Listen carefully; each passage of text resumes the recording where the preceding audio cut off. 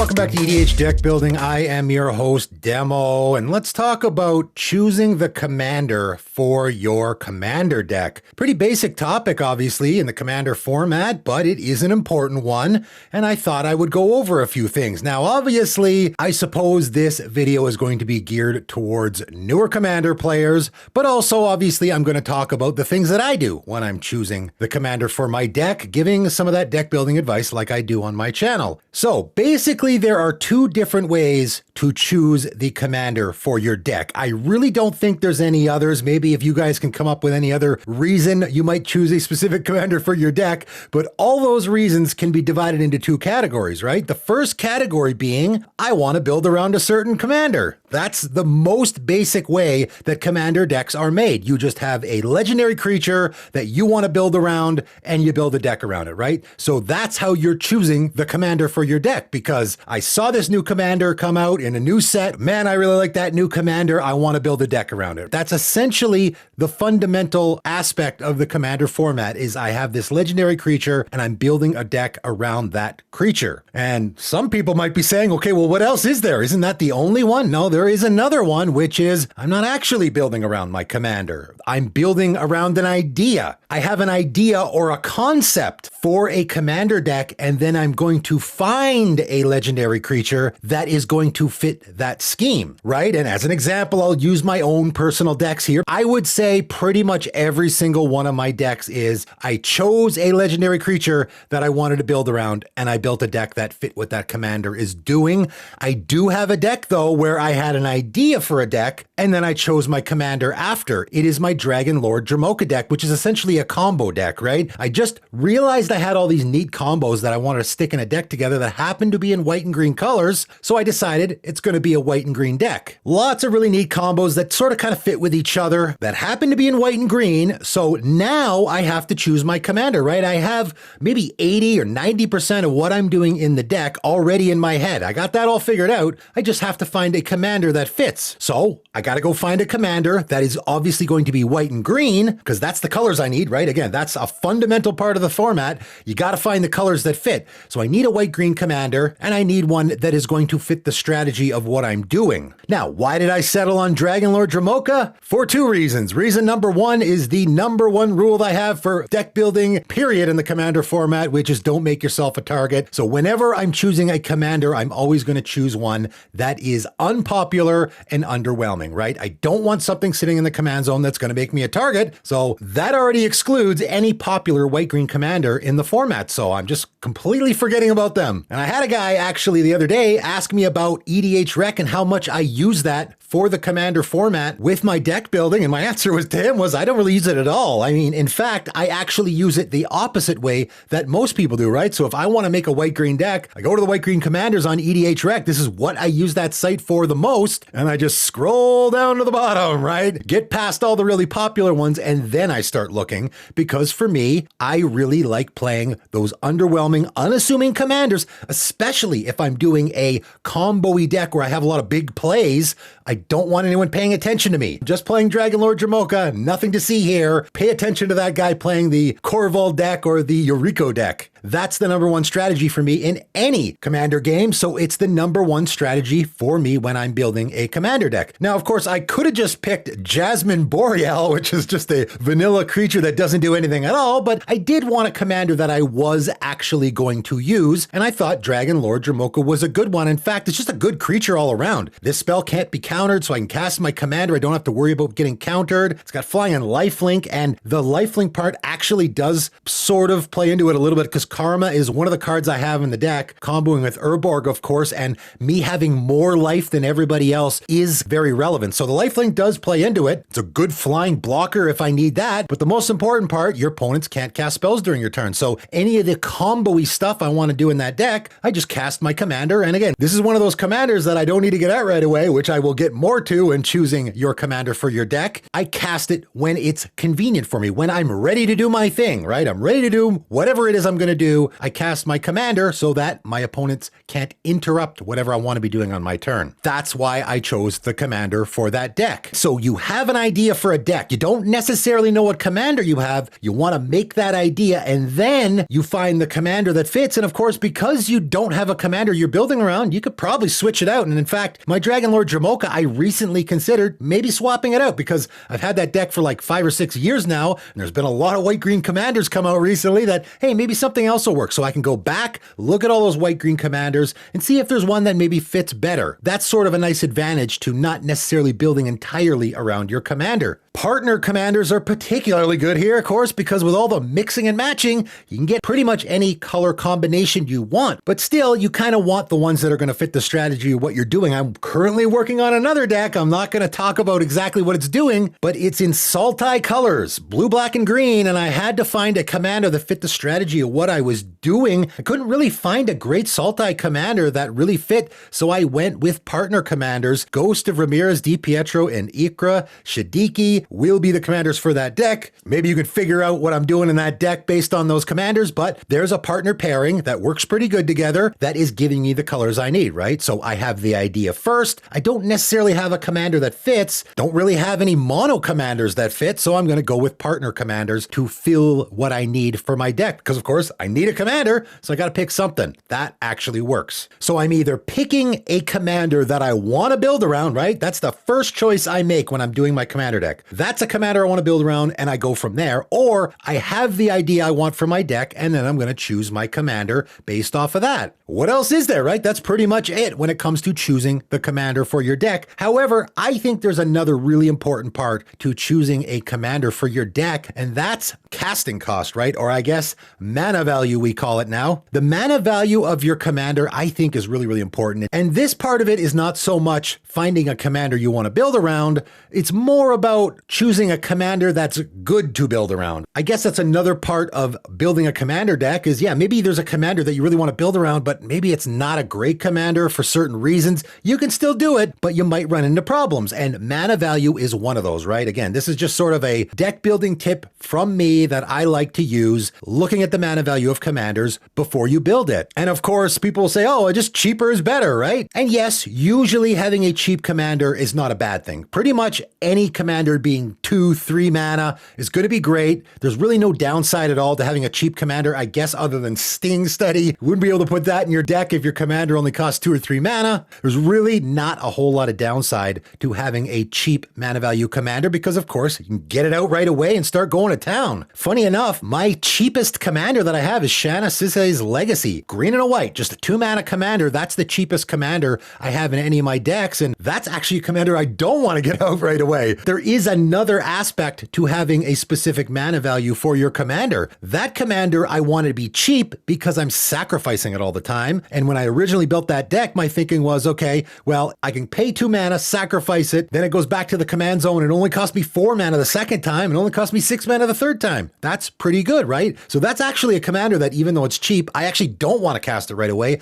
I never cast that commander on turn 2. I could, but I don't because there's no use for it. So that is a unique scenario where I have a cheap commander that I can get out right away, but I don't want to because I want to do a whole bunch of stuff first. The mana value, though, is really important. And funny enough, I just rebuilt that deck so that the mana value is even more important than it originally was before because I'm doing the get those cheap mana value things back out of your graveyard in that deck. So that would be another reason why maybe the mana value of your commander could be really, really important. But typically, the mana value of your commander matters because you want to be casting it, and typically casting it the first time is going to be the most important one. Commander costs 5, 6, 7 mana. It's going to be a while before it hits the battlefield that first time. So what are you doing before that in the game, right? That's the kind of stuff you want to think about. There's a lot involved with choosing a commander and what its mana value is going to be and how it's going to affect how you build that deck and also how you play that deck, right? The second most popular commander in the entire format right now is the Ur-Dragon. Wowee!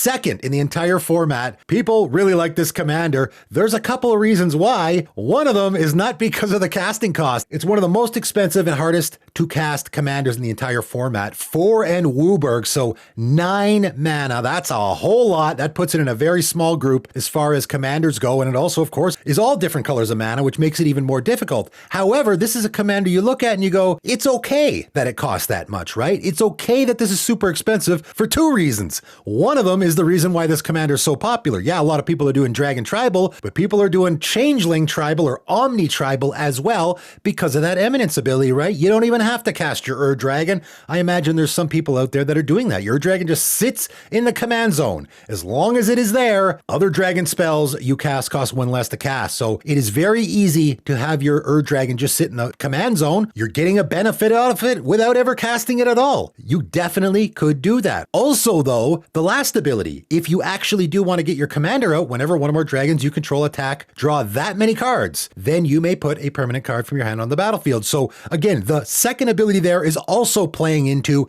I want to play it later in the game, right? I mean, I guess if the Ur-Dragon was a 2/2 flyer that costs 3 mana, you could get it out pretty quickly and then attack with it and then draw 1 card, right? And then maybe put, I guess that's pretty good, but you really want a big play there, right? You want to attack like 5 dragons, draw a whole bunch of cards, really increase the chances that you're going to put something good onto the battlefield, right? So that ability wants you, prefers that you play your commander, I think, later in the game. So that's why, again, the mana value there isn't so bad. A lot of commanders, though, you really want them out right away because you are building around them and you really need whatever they're doing in order to make your deck click. Isshin Two Heavens is one, for example. Again, really popular commander in the format, only costs 3 mana though, red, white, and a black. If a creature attacking causes a triggered ability of a permanent, you control the trigger, that ability triggers an additional time. That is a commander that you are absolutely going to be building around. I can't imagine there's too many people that are playing an Isshin deck where they're not really building around their commander, because that's a great ability to build around, right? So everyone is building their deck around what Isshin is doing, and they really want Isshin out in order to be doing that stuff. So it's really great that Isshin only costs 3 mana, so I can get it out pretty darn quick and then immediately start going to town with what I'm doing in my deck. That's the kind of stuff you want to be evaluating when looking at the mana value of your commander. I've talked about Miirym Sentinel Wyrm quite a bit on my channel. Still pretty surprised this is the 9th most popular commander in the entire format.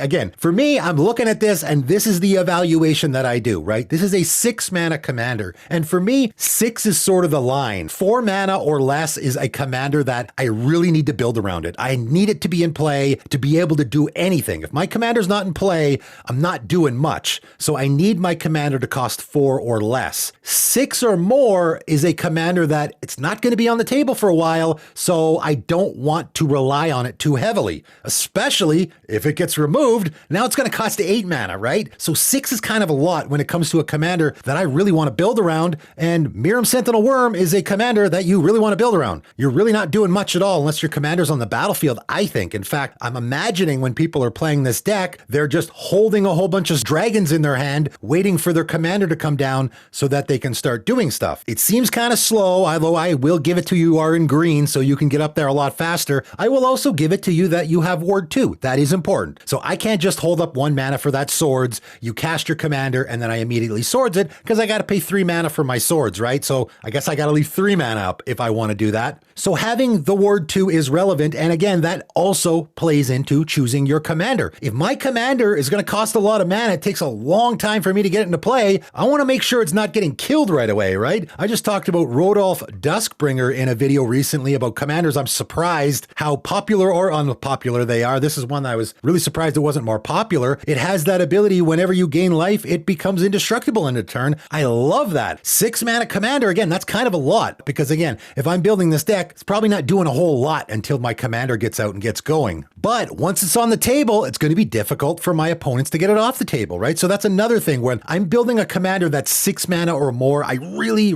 would like some protection there where I don't have to worry about it just getting removed right away. And being able to make your commander indestructible certainly helps. It's a great selling point. The casting cost also becomes less important if the whatever you're building around again is something you're going to be doing later in the game, right? My Abishon deck, again, is a perfect example here. 6 mana, right? So it's that spot where I really want to be doing stuff before I get my commander down. I don't want to be sitting there twiddling my thumbs until I can get up to 6 mana. And even more so, my commander has an ability that costs 3 blue. So it's unlikely I'm going to get my commander down and then immediately use that ability as well. So I might even have to wait even longer. But that's okay, because that is a commander, or at least the deck that I built, that I can do a bunch of setup before I get my commander out, right? There's a lot of other things I can do in the deck. First of all, it's not a deck where I absolutely need my commander in play or I'm doing nothing. It's also a commander that I can do some setup first, right? So if you're looking at the mana value of your commander, a really important thing to look at is this a commander that I can do a bunch of setup and then it comes down? If that's the case, and there's a lot of commanders out there like that, it's okay if your commander costs 6 mana or more. That's another thing you can take into account. Also, what's the payoff, right? If I'm looking at a commander that's 6 mana value or more, I want a big payoff. I want to get a lot for what I'm paying into, because again, if my commander gets removed right away, we're already up to 8 mana. I mean, the game might be over before I get it back on the table again. What's the payoff for all that mana I'm putting into it? I just talked about Torsten, founder of Benalia, again, in the same video about commanders. I'm surprised how unpopular they are. This one, as I said in that video, 7 mana is a lot, but man, the payoff seems totally worth it to me. Worst case scenario, this guy enters the battlefield and I put like 5 or 6 cards in my hand probably. If he dies, I get a bunch of tokens. I guess my opponents could exile it and I don't get the tokens, but still, I mean, I just filled my hand, so it kind of seems worth it for 7 mana. 7 mana is a lot, but the payoff is there, and this, again, is a commander I don't think I have to cast right away, right? This is a commander that I can cast later in the game, and wouldn't you know it, don't have a lot of cards in hand, now I can refill my hand. So it's a commander that I kind of want to cast later in the game, right? So that fits. So sometimes the mana value could be really, really important because I absolutely need my commander out in order for my deck to work. Sometimes it's not so important. Again, if you're not actually building around your commander, it probably doesn't really matter at all, right? I can play my Dragonlord Dromoka deck and never cast my commander and be perfectly fine. It's just sort of an assist. It's helping me in what I'm doing in my deck. It's there if I need it. If I need a flying blocker, I got it. If I need life, maybe I can do that. Or if I don't want my opponents casting stuff on my turn, I can use it for that. It's a utility for me in my deck. If that's the case with your commander, really doesn't matter a whole lot what it costs. If you have a commander that's just maybe just a big body, maybe you're just using it to close out games. That's another thing you can use when deciding your commander. If you have a really neat sort of janky idea for your commander deck and closing out games is an issue for you,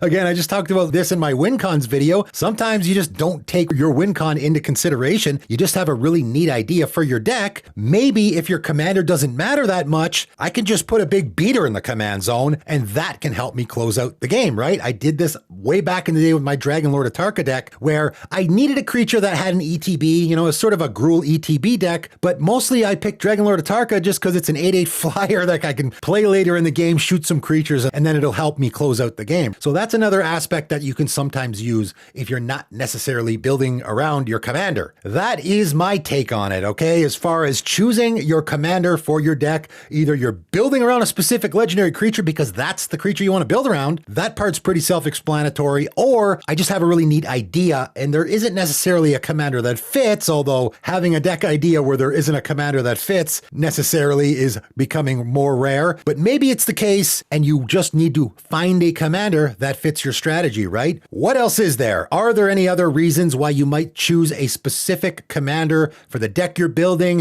If you guys can come up with anything, let me know in the comments below. That is it for today though, and thanks for tuning in.